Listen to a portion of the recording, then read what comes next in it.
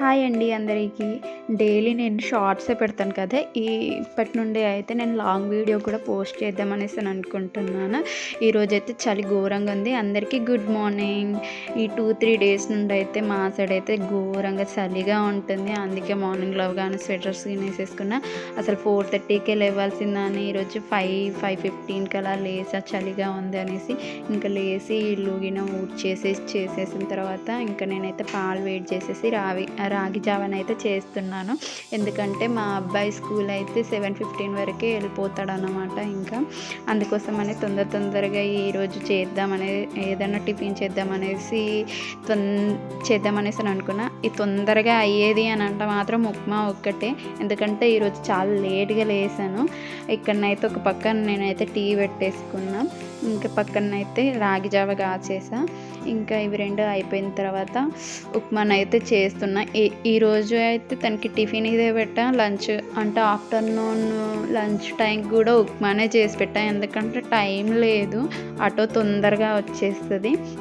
ఈ చలికి పాపం నాకైతే అనిపిస్తుంది, పిల్లలకి సమ్మర్లో కాకుండా ఈ వింటర్ సీజన్లో హాలిడేస్ ఇస్తే బాగుండు. సమ్మర్లో ఎందుకంటే హాఫ్ డేసే ఉంటాయి.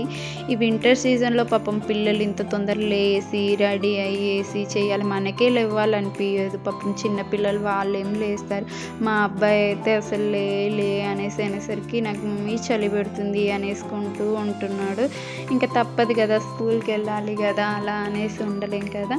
ఇంకా లేసేసి తనకి బ్రష్ గిన్ చేపించి స్నానం గిన్ చేపించేసి ఇంకా తననైతే రెడీ చేసా. ఇక్కడ నా ఉప్మా కూడా రెడీ అయిపోయింది. తన బాక్స్లో కూడా అదే పెట్టేసా. ఇంకా ఉప్మాను స్నాక్స్కి అయితే బాదం పిస్తా కంపల్సరీ, ఇంకా ఏదైనా ఫ్రూట్ అయితే కంపల్సరీ.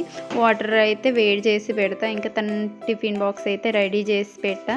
తనని మాత్రం తిను అంటే మమ్మీ చలేస్తుంది అనేసి ఆటలాడుతున్నాడు. కానీ ఆటో తొందరగా వచ్చేస్తుంది కదా అనేసి అనుకున్నా. అంత లోపలనే ఆటో కూడా వచ్చేసింది.